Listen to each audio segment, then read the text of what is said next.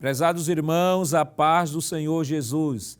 Estamos começando mais um programa Escola Bíblica Dominical. Seja muito bem-vindo você e toda a sua família. Hoje estudaremos a quarta lição deste trimestre com o tema Elias e os profetas de Azerá e Baal. Nesta lição, identificaremos os falsos deuses apresentados na Bíblia. Veremos alguns confrontos contra falsos profetas nas Escrituras. Notaremos que Deus requer exclusividade na adoração e serviço. E, por fim, pontuaremos a singularidade de Cristo. Você deseja aprender mais sobre este importante assunto? Então, continue conosco no seu programa Escola Bíblica Dominical. Você sabia que o termo Baal significa senhor, possuidor ou marido, e que, na maioria das vezes, o sobrenome da divindade variava de acordo com a localidade em que ela era adorada? Um exemplo, Baal Peor.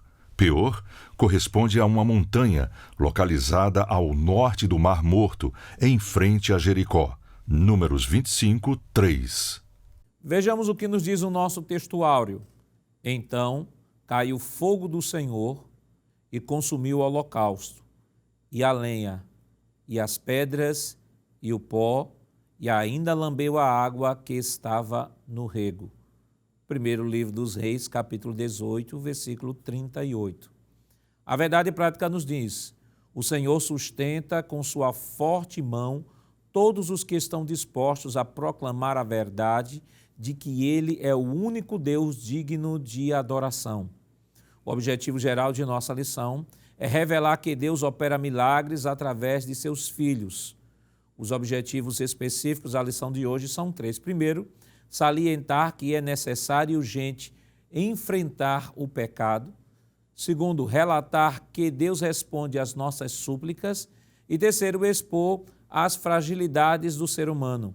A leitura bíblica em classe para a lição de hoje está escrita no primeiro livro dos Reis, no capítulo 18, versículos 22 ao 24, versículos 26, 29, 30, 38, 39 e capítulo 19, versículos 8 ao 14. Acompanhe conosco. Então disse Elias ao povo: só eu fiquei por profeta do Senhor, e os profetas de Baal são 450 homens. Deem-se-nos, pois, 2 bezerros, e eles escolham para si um dos bezerros, e o dividam em pedaços, e o ponham sobre a lenha, porém não lhe metam fogo. E eu prepararei o outro bezerro, e o porei sobre a lenha, e não lhe meterei fogo. Então invocai o nome do vosso Deus, e eu invocarei o nome do Senhor. E há de ser que o Deus que responder por fogo, esse será Deus. E todo o povo respondeu e disse: é boa esta palavra. E tomaram o bezerro que lhes dera e o prepararam, e invocaram o nome de Baal, desde a manhã até ao meio-dia, dizendo: ah, Baal, responde-nos. Porém, nem havia voz, nem quem respondesse, e saltavam sobre o altar que se tinha feito. E sucedeu que, passando o meio-dia, profetizavam eles até que a oferta de manjares se oferecesse. Porém, não houve voz, nem resposta, nem atenção alguma. Então Elias disse a todo o povo: chegai-vos a mim. E todo o povo se chegou a ele, e preparou o altar do Senhor, que estava quebrado. Então caiu fogo do Senhor, e consumiu o holocausto, e a lenha, e as pedras, e o pó, e ainda lambeu a água que estava no rego.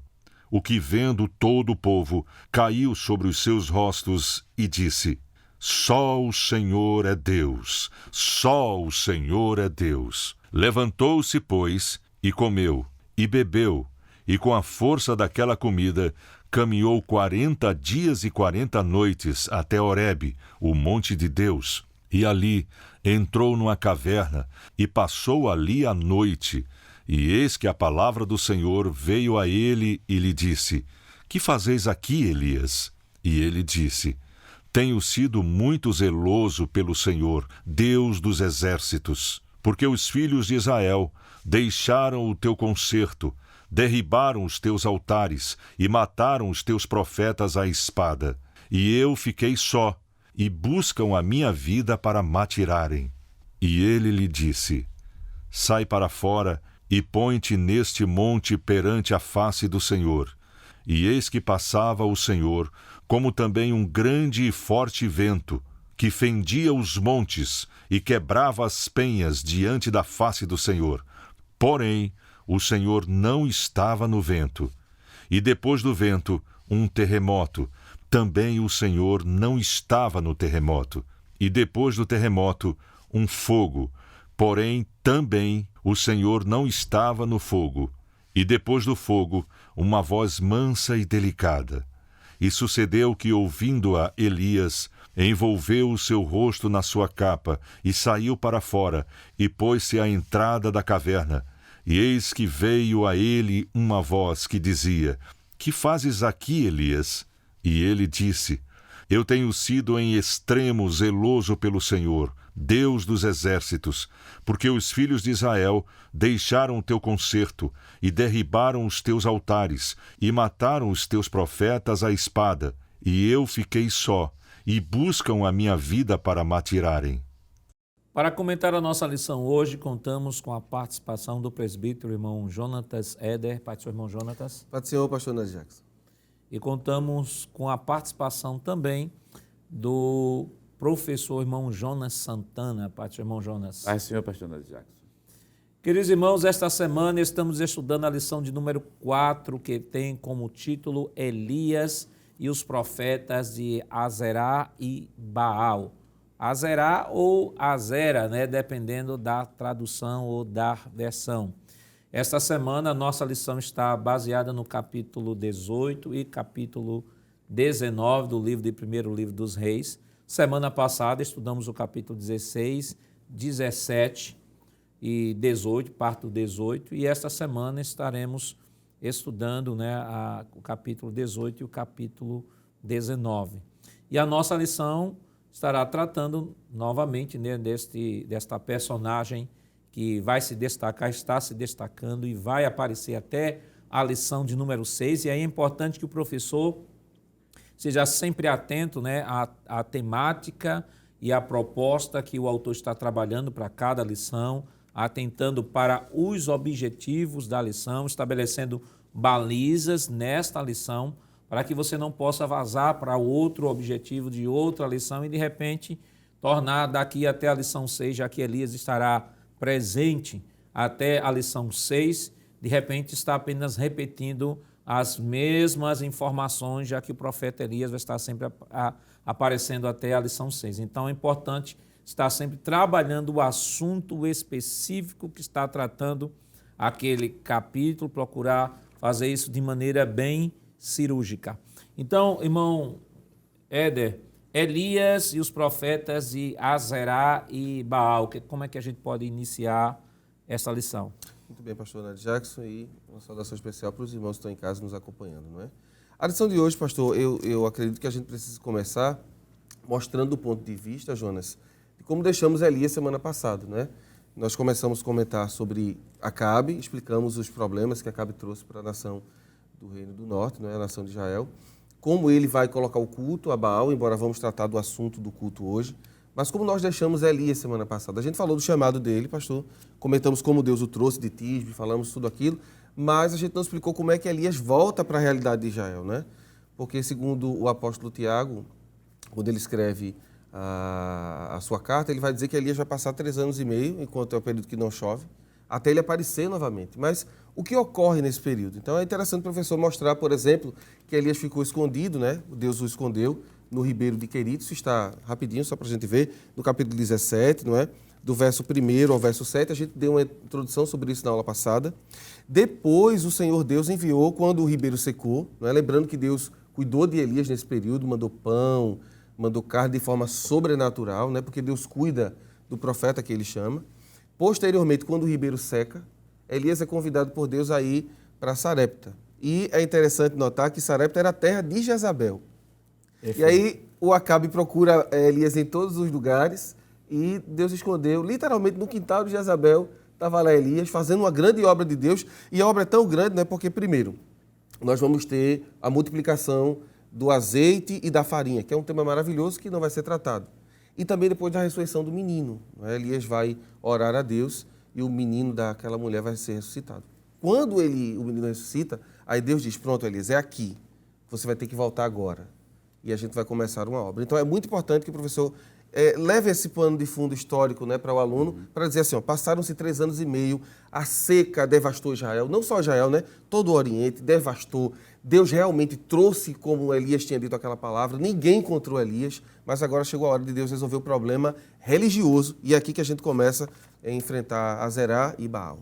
E a grande ironia da história, irmão Jonas, é justamente Acabe estar procurando Elias por todo o reino e até por outros países, e Elias está, como disse aqui o irmão Éder, no quintal de Jezabel, fazendo milagre, ressuscitando e alimentando uma viúva, e não só uma viúva, alimentando ele e a viúva.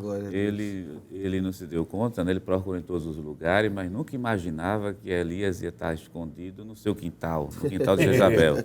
Né? Geralmente quem procura um fugitivo, né, se assim pode dizer, vai procurar nos locais mais distantes, mas não dentro de casa. Isso. Então foi uma estratégia bem utilizada da parte de Deus, e escondeu ele de forma que não foi visto, e ele tão perto, né? E Deus sabe esconder, né? Capítulo 18, pastor, se o senhor me permite, e o versículo de número 10, você pode abrir sua Bíblia, veja que interessante o texto bíblico no capítulo 18 e o verso 10.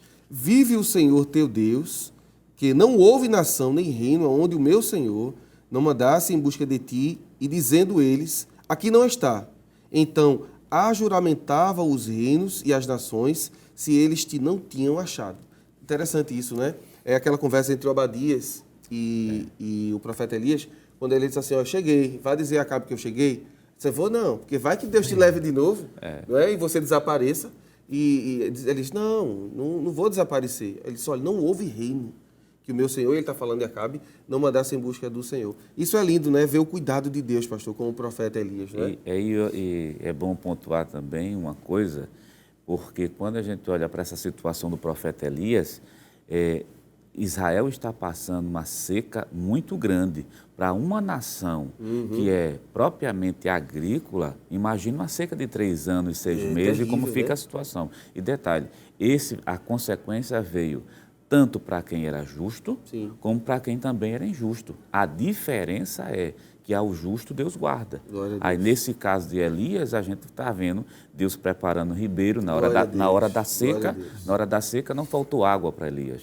E na hora da fome não faltou pão para Elias. Não faltou pão para Elias. Ainda teve também o fato, mesmo ele sendo perseguido, estava escondido em Deus. E ainda houve uma ressurreição. Quer dizer, é Deus guardando, mesmo as consequências, que isso acontece em qualquer país, né? Por causa do pecado tão grande que o país vem a cometer, sofre o justo, sofre o injusto, que ele já sofre por consequência, mas Deus guarda o justo, protegendo e trazendo a paz e a prosperidade para o justo. E esse capítulo 17, né, que é o capítulo que faz o link, né, irmão Jonatas, com a lição de hoje, ela nos traz esta grande lição, né, de provisão de Deus, do cuidado de Deus, que mesmo em meio à adversidade, mesmo em meio à calamidade, Deus sempre cuida dos seus. Isso, pastor. E eu acho que aqui é o ponto de contato, como o senhor está dizendo, em relação ao outro, né? Porque, veja, como o Jonas falou, existe uma nação sofrendo, passando necessidade, porque trocou Deus por Baal. E Baal não resolveu nada. 3 anos e meio, Baal não fez nada. Não mandou chuva, porque Deus não ia permitir, né? Ele também não tem poder para isso. Não mandou chuva, não mandou água, não mandou nada. E o povo está morrendo de fome. Enquanto isso, Elias, na terra de Jezabel, chega na casa de uma viúva que não tem nada, ela só tem um restinho de azeite, é isso que ela diz a ele, e um pouquinho de farinha, e esse pouquinho que ela tem, ela vai fazer o último bolinho para dar para ela e seu filho. Elias fala em nome do Senhor, a mulher crê naquela palavra, e é interessante que a Bíblia diz que não faltou, enquanto não houve chuva, Deus não permitiu que faltasse nada. Então isso já nos mostra o cuidado de Deus, não é? E isso vai ficar evidenciado daqui a pouquinho, quando a gente for tratar em relação a Baal e ao Senhor. Mostrar que Deus está atento, não é? Então, olha aí, professor, já tem uma aplicação nesse primeiro ponto aqui, não é? Você pode mostrar que as pessoas que, infelizmente, confiam em outros deuses não têm esse cuidado que o nosso Deus tem. Às vezes, como Jonas diz, O pecado faz com que todo mundo sofra, mas o justo tem a proteção de Deus, tem o cuidado de Deus e em meio às dificuldades, a provisão, que é a parte mais bela do nosso Deus, né? Ele conhece das nossas necessidades.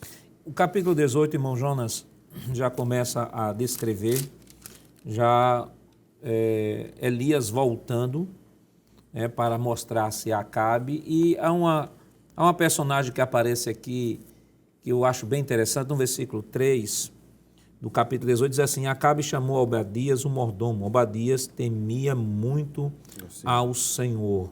E aí vai mostrar que não só temia ao Senhor, mas acabou preservando os 100 profetas do Senhor.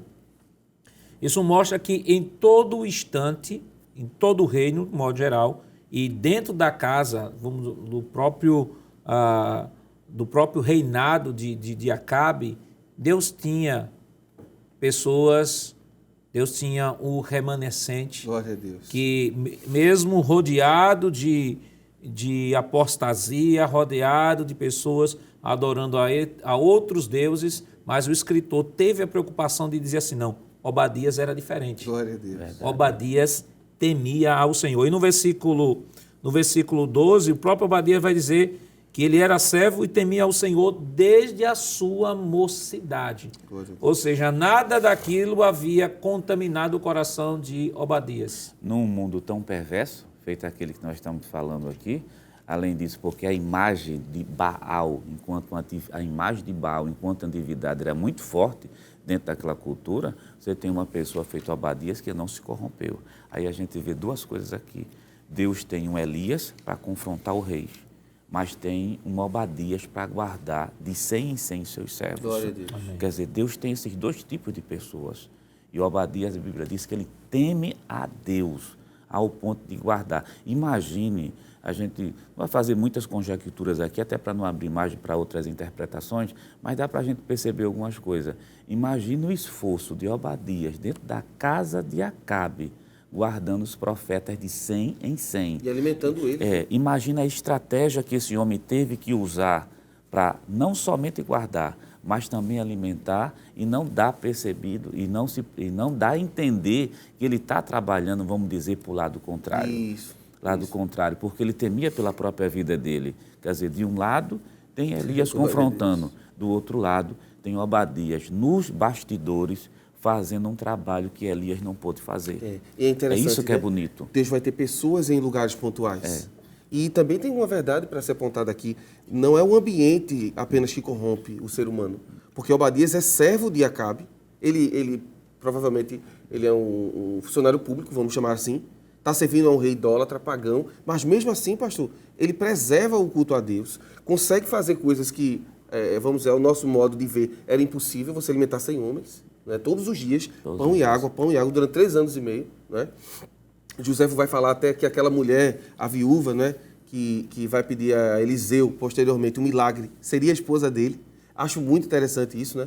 Então, Deus cuida. Deus sempre terá alguém em algum lugar, um remanescente, como o pastor Nadir Jackson disse, que vai preservar a sua palavra. E assim, eu observar que Obadias, para cuidar de 100 homens, ele precisava de uma rede. É verdade. De uma rede de ajudadores. Ele sozinho não conseguia fazer. Então, conseguia. embora que Obadias seja destacado aqui, mas há nos bastidores outros que não aparecem aqui no texto, que também comungavam da mesma fé, comungavam e compartilhavam do mesmo temor ao Senhor, né, irmão Jonas? Com certeza, porque é cuidar de 100 em 100.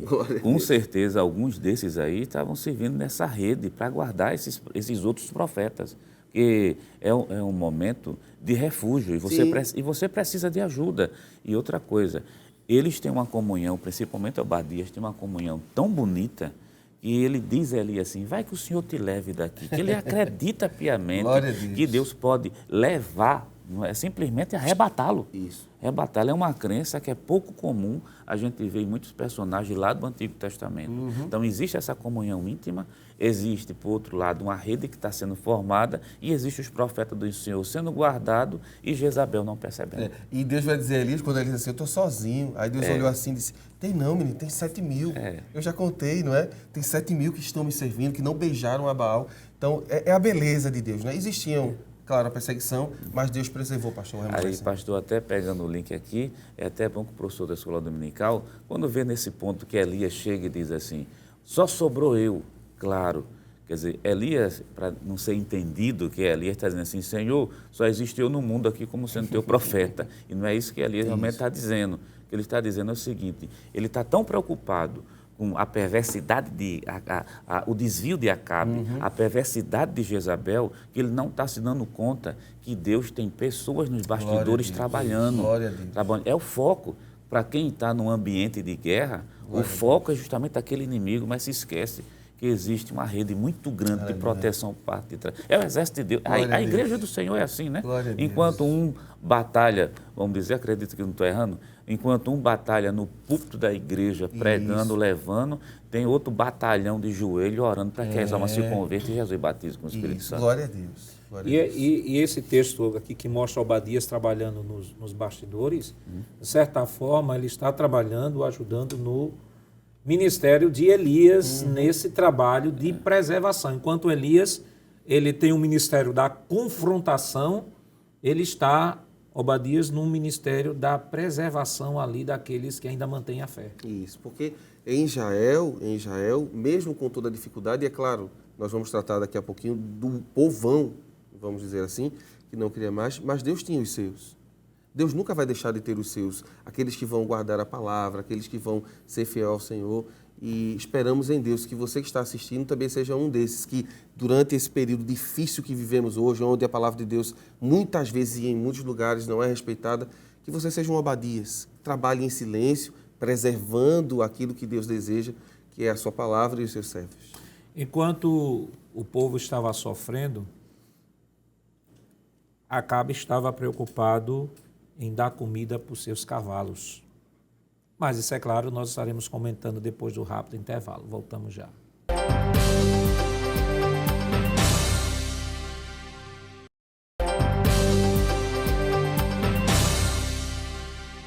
Queridos irmãos, estamos de volta em seu programa Escola Bíblica Dominical, estudando a 4ª lição, que tem como título Elias e os profetas de Azerá e Baal.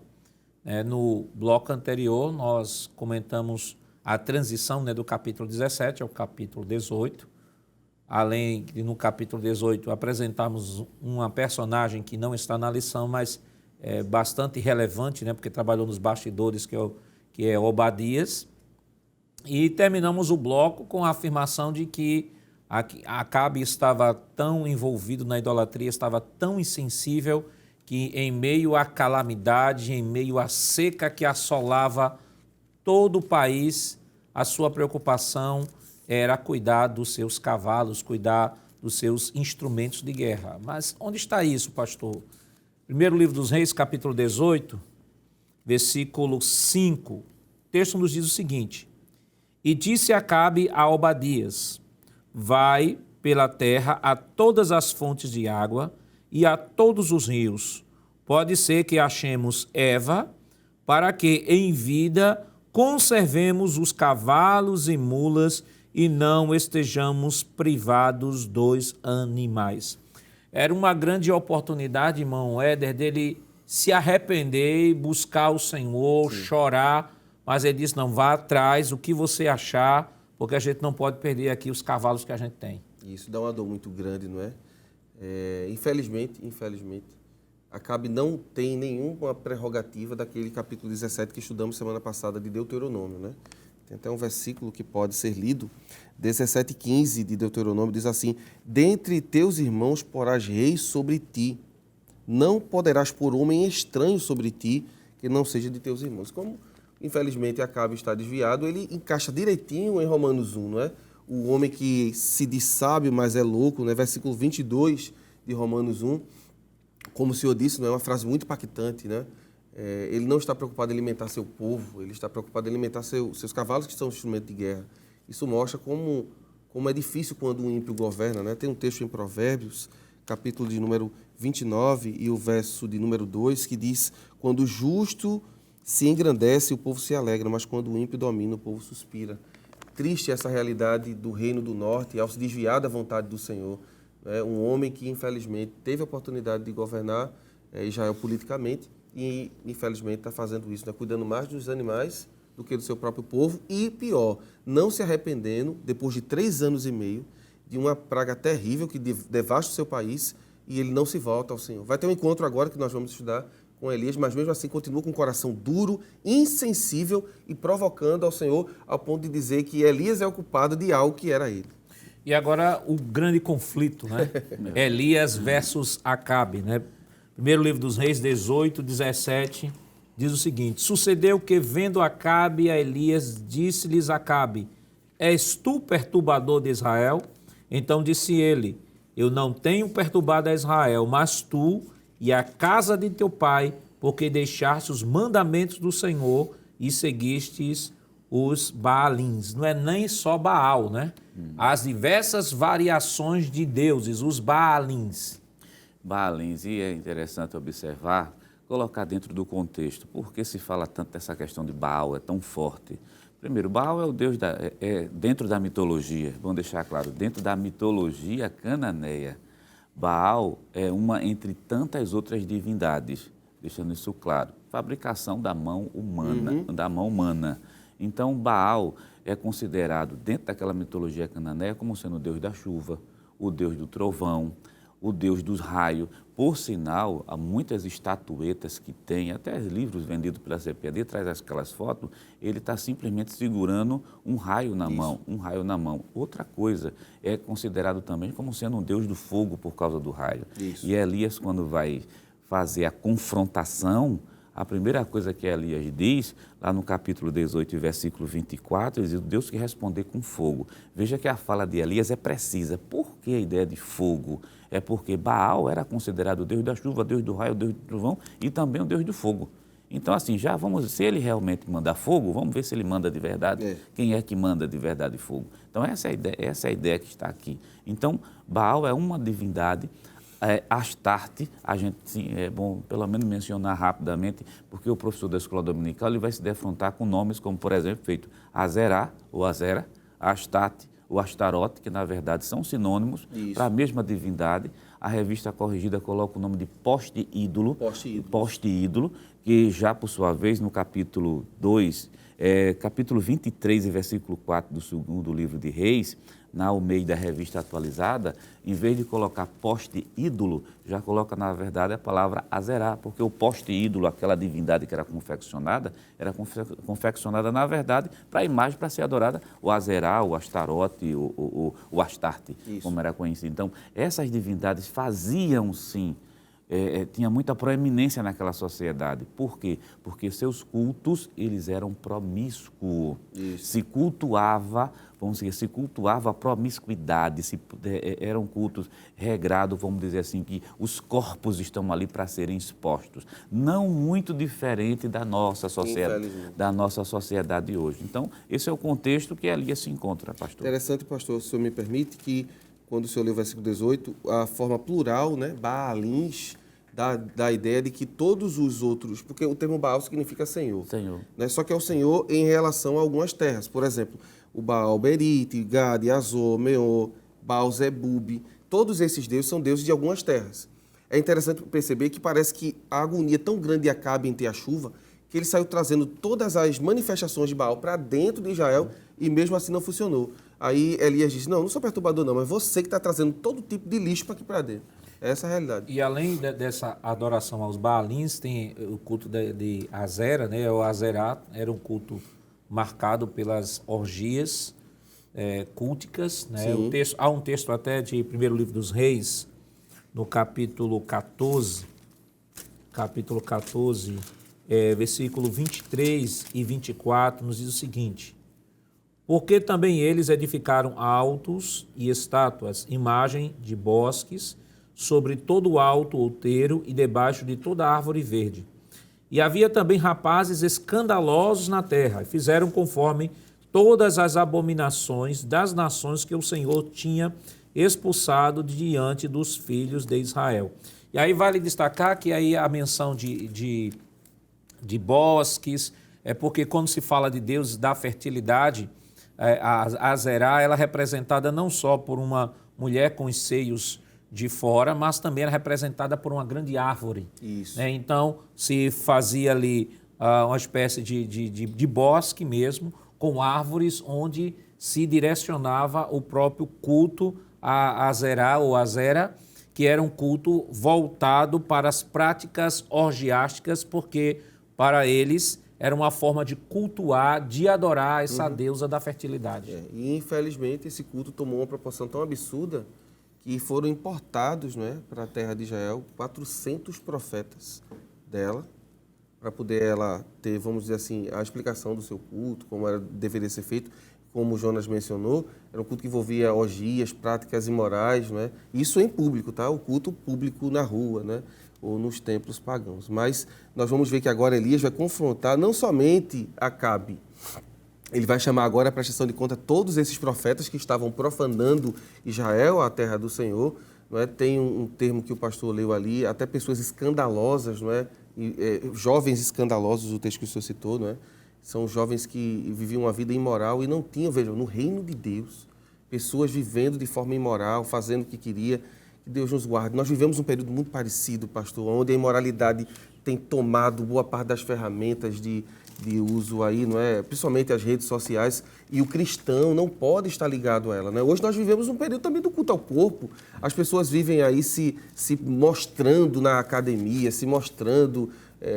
Tenhamos cuidado, não é? Que nós sejamos como Elias e como Obadias. Façamos a obra do Senhor e confrontamos. Não precisa você entrar no perfil de ninguém e falar mal dele. Basta você viver uma vida diferente que Deus será glorificado. E isso já é cumprimento, né, do que Paulo já dizia, né, lá em 2 Timóteo, no capítulo 3. Paulo diz, no versículo 1 em diante, diz: sabe, porém, isso, que nos últimos dias sobrevirão tempos trabalhosos.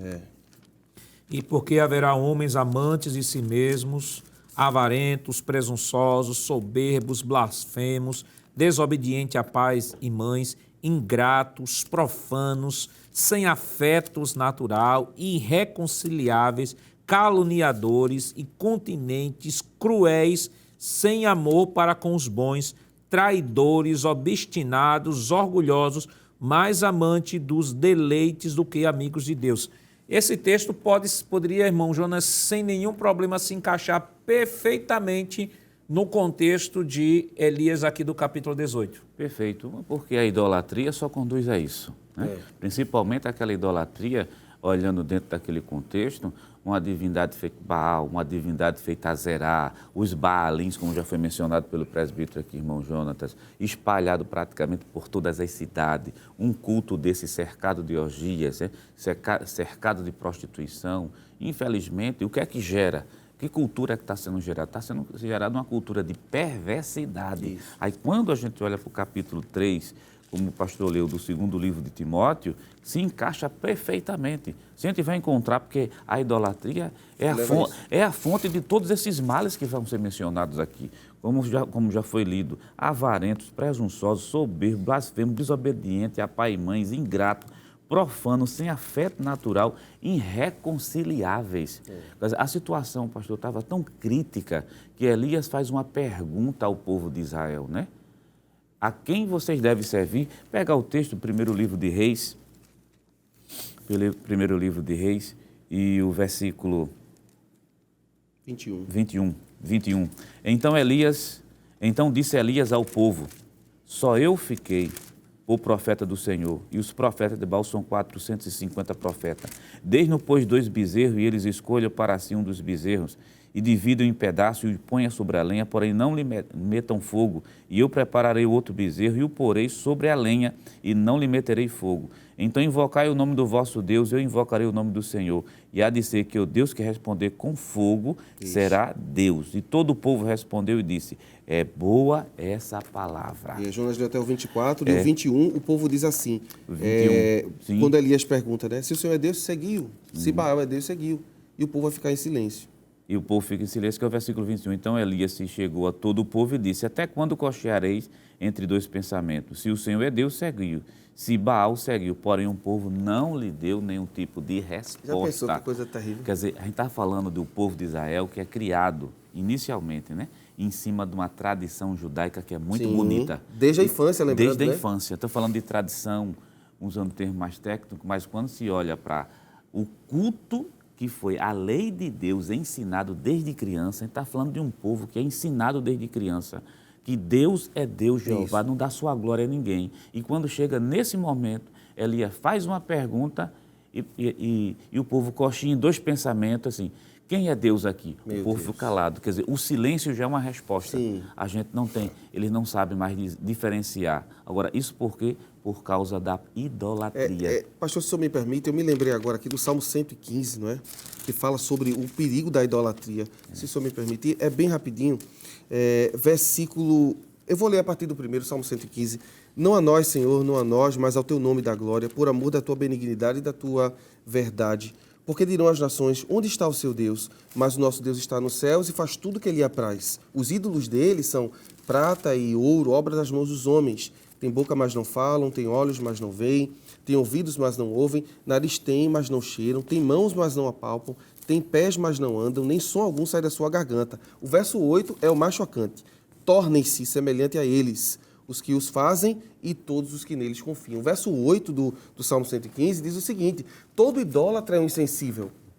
Não é? Ele está insensível, ele não enxerga direito, ele não ouve direito, ele não consegue andar. Isso aí encaixa perfeitamente no texto de 2 Timóteo que nós lemos. É verdade, Perfeito, pastor, perfeito. perfeito. E a tristeza é observar Israel desse jeito, não é? E você, professor, possivelmente vai receber pessoas, não é? A escola dominical é um ambiente para todo mundo ir, pessoas não crentes. Você precisa mostrar que, infelizmente, muitas pessoas não têm ainda esse vislumbre de enxergar a Deus porque são idólatras. E a primeira coisa que tem que se consertar é o problema do ídolo, encontrar o ídolo. E aí, agora que Elias vai fazer isso, né?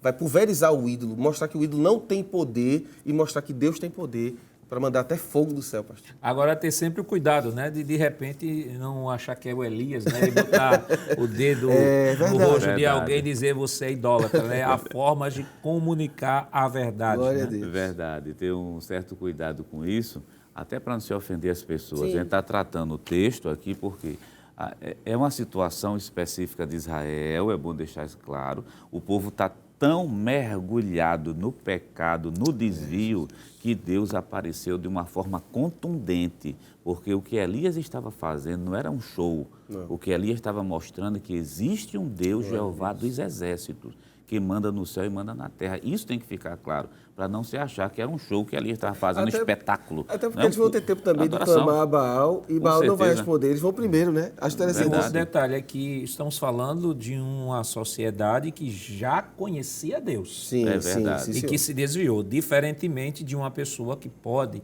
de repente, estar envolvido na idolatria, mas nunca ouviu falar do Senhor. Sim. Então, são duas situações distintas, né? distintas. Aqui, o comportamento de Elias se justifica justamente porque o povo era o povo de Deus, eram as 10 tribos, já haviam sido governados por Salomão, já haviam sido governados por Davi, já conheciam os oráculos do Senhor, já conheciam a lei.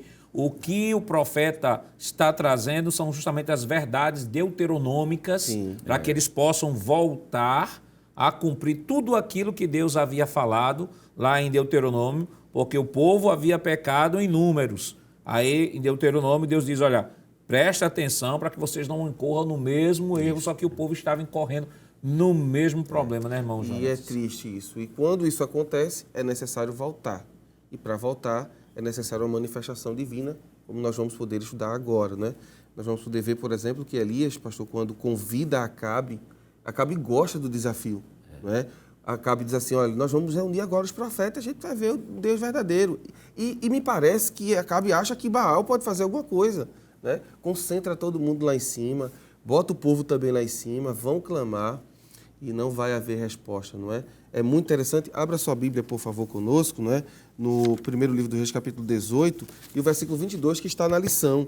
Diz assim, então, Jonas já até leu esse texto. Então disse Elias ao povo, só eu fiquei por profeta do Senhor, e os profetas de Baal são 450 homens. Dei-nos, pois, 2 bezerros, e eles escolham para si um dos bezerros, o dividam em pedaços e o ponham sobre a lenha, porém não lhe metam fogo. E eu prepararei o outro bezerro, e o porei sobre a lenha, e não lhe meterei fogo. Então, invocai o nome do vosso Deus, e eu invocarei o nome do Senhor. Isso é lindo, né? O Senhor aparece aqui com S maiúsculo, né? Lembrando que Baal também significa Senhor. E há de ser que o Deus que responder por fogo, ele será Deus. E todo o povo respondeu e disse, é boa esta palavra, não é? Deus viu que era um momento, achei muito bonito quando Jonas disse que não era um show ali.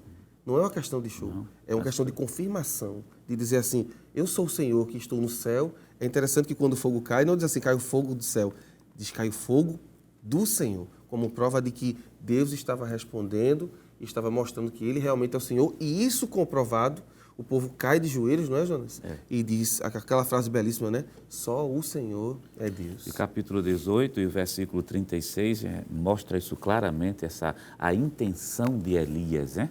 Capítulo 18 e versículo 36 diz, e sucedeu, pois, que oferecendo-se a oferta de manjares, o profeta Elias se chegou e disse, ó Senhor, Deus de Abraão, de Isaque e de Israel, manifesta-se hoje que tu és Deus em Israel e que eu sou teu servo, e que conforme a tua palavra fiz todas essas coisas. A oração de Elias, ela é didática, ela está lembrando ao povo, é o Deus de Abraão, o Deus de Isaque, o Deus de Jacó, que vocês se esqueceram lá atrás.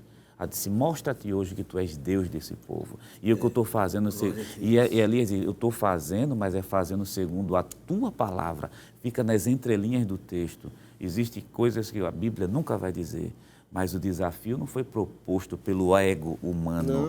Elias disse claramente, Senhor, eu estou fazendo, mas é conforme a tua palavra. Então, aqui não é um show, não é um espetáculo. Isso. E o que eu acho interessante na oração dele é que ele diz, e que conforme a tua palavra fiz todas estas coisas, né? Como o senhor falou. Até o desafio que Elias propôs foi um desafio na orientação de Deus. Não foi aquela autoafirmação de que eu sou profeta e que isso vai acontecer e sob a minha palavra. E tem muita gente dizendo isso por aí. Mas será que pode ser feita a equiparação a isso que Elias está comentando? Mas isso é claro, nós estaremos comentando depois do nosso rápido intervalo. Voltamos já.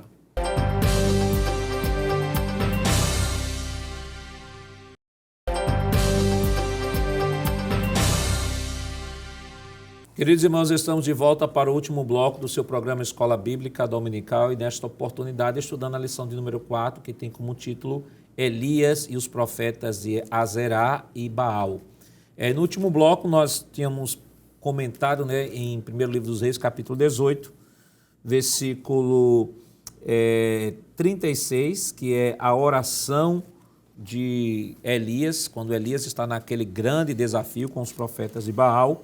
E o que nós pontuamos foi a humildade de Elias, né, em reconhecer que toda aquela operosidade de Deus na vida dele não se deu pelos méritos dele como profeta, mas exclusivamente pela vontade e exercício soberano da vontade de Deus. Perfeito, pastor Nando Jackson. E Tiago, mais na frente, vai nos dar a deixa do que está acontecendo nas entrelinhas, não é? Porque, como disse Jonas, tem coisa que está nas entrelinhas que a gente não sabe. Mas aí, mais na frente, no capítulo 5 da Epístola de Tiago, versículo 17, diz que Elias era um homem sujeito às mesmas paixões que nós, e orando, pediu que não chovesse, e por 3 anos e 6 meses não choveu sobre a terra. E orou outra vez, e o Senhor deu chuva, e a terra produziu seu fruto.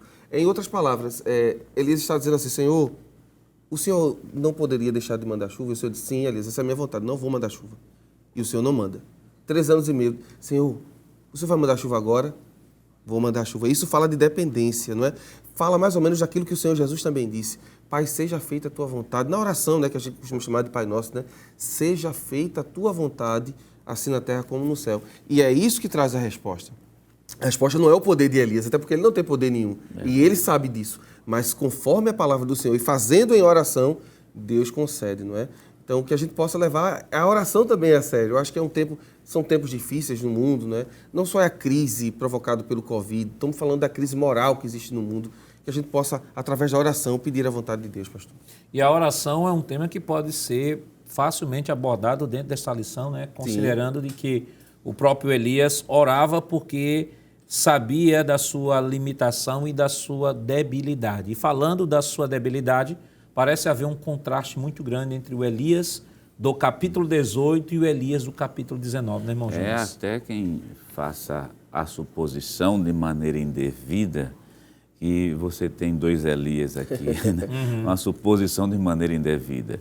Mas Elias é o típico representante daquele homem que pode passar, pode experimentar coisas excelentes, mas ao mesmo tempo, pela fragilidade humana que tem, pode cair realmente numa tristeza, num desânimo, como não aconteceu. Deixou de ser homem, né? E não deixou de ser homem por causa disso. Eu fico muito receoso quando eu vejo os crentes dizer que não pode ter uma tristeza, não pode ter uma bala emocional na vida. O fato de Elias é muito típico disso, diz que é homem semelhante a nós. E nos parece, pastor, me permita, no capítulo 19, que Elias está passando por problemas psicossomáticos, não é? Ele está frustrado, por quê? Porque ele achou que a resposta de Acabe seria diferente. Deus mandou fogo, Deus mandou chuva depois de 3 anos e meio.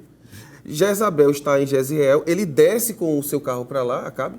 Quando chega, ele não coloca Jezabel para fora. Talvez Elias esperasse isso, né? Os profetas morreram, agora Jezabel vai embora. Não. E Jezabel manda uma mensagem para ele: vou fazer com você o que você fez com o profeta.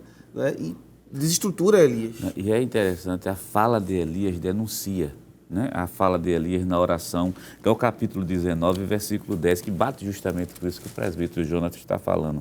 Capítulo 19 do primeiro livro do Reis, e versículo de número 10, diz assim: e disse, que o primeiro versículo 9, né? Que a sentença final é Deus perguntando: que fazes aqui, Elias? Veja a queixa de Elias.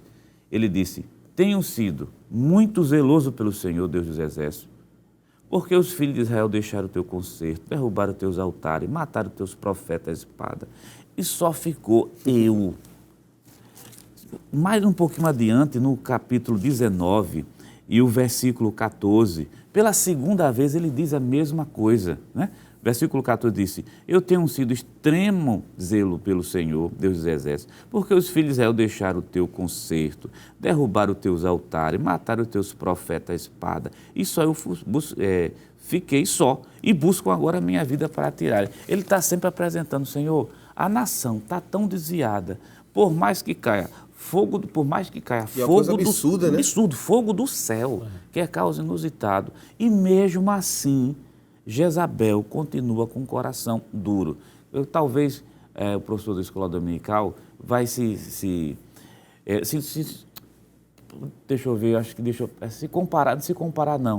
identificar. Já passou pelaquela situação de trabalhar tanto, trabalha, e no fim você fica perguntando: cadê o resultado do meu trabalho? É como se ele estivesse esperando um resultado diferente. Um resultado. Ele sempre está dizendo: Senhor, a aliança foi quebrada. Senhor, derrubaram os teus altares. Senhor, mataram os teus profetas. Quer dizer, por mais que eu faça, parece que não existe um retorno para mim. Tem uma frase, Jonas, que ele diz quando está no Carmelo, que é bem chocante também, pastor, me permita. Ele diz assim: vamos consertar o altar do Senhor que está quebrado. E quando ele vai narrar o altar está fendido, está sem as pedras corretas, porque são 12, não é, para a gente ter no altar. Isso demonstra que Deus trabalha na união. Deus não vai trabalhar com questões de divisão. Tem que ter 12 pedras. Ele arruma de novo o altar, esperando que o povo se voltasse novamente para aquele altar, que era o lugar onde se sacrificava ao Senhor. Mas ele, ao observar a palavra de Jezabel, ele diz assim: vai ficar tudo do mesmo jeito. Elias se sentiu como sendo um exército formado por um homem só. Esse é o grande problema. Aí Deus vai dizer: não, tem mais. Glória a Deus por isso. Tem 7.000 ainda por aqui. E o detalhe é o seguinte, é que a resposta de Deus ali, o fogo cai, os profetas, de acordo com a lei de Deuteronômio 13, eles são executados, porque Elias acaba exercendo o papel de profeta, o papel de sacerdote, mas porque Elias ofereceu o sacrifício, ele não era sacerdote, porque todos os sacerdotes levitas do Senhor, depois que Jeroboão estabeleceu o culto a outros deuses, eles migraram de volta para Judá. Então não havia nenhum lá. Então ele acaba exercendo o papel de sacerdote, acaba exercendo o papel de juiz e acaba exercendo o papel até de profeta, né? Do profeta que já era de sacerdote e de juiz quando mata lá todos os profetas de Baal. E um detalhe, quando Acabe volta, né? E se esperava, acredito que se esperava que ele tirasse Jezabel, Isso. restaurasse tudo. E Jezabel manda de volta um recado que ia matá-lo. Então ele diz, olha, Não tem jeito não. foi feito isso aí, então não tem mais jeito. E para onde é que ele vai? Ele pega o moço, deixa o moço lá na sua cidade, olha, fica por aí. Ele vai agora desarmando a tenda, né? Porque agora é o fim da minha jornada. Até chegar um momento em que no texto do capítulo 19, versículo 8, diz assim: levantou-se, pois, comeu e bebeu, e com a força daquela comida caminhou 40 dias e 40 noites até Horebe, o monte de Deus. E aí onde ele chega, onde Deus queria que ele chegasse, Monte Horebe. Lembrando que o Monte Horebe é o monte de Deus, é onde foi dado a lei, é onde foi dado o concerto, e é justamente Elias chega onde Deus queria que ele chegasse. Ele acaba entrando numa caverna, achando que o seu ministério estava terminando, Deus disse, não, eu não te chamei aqui para terminar teu ministério, não. Tu ainda tem muita coisa para fazer.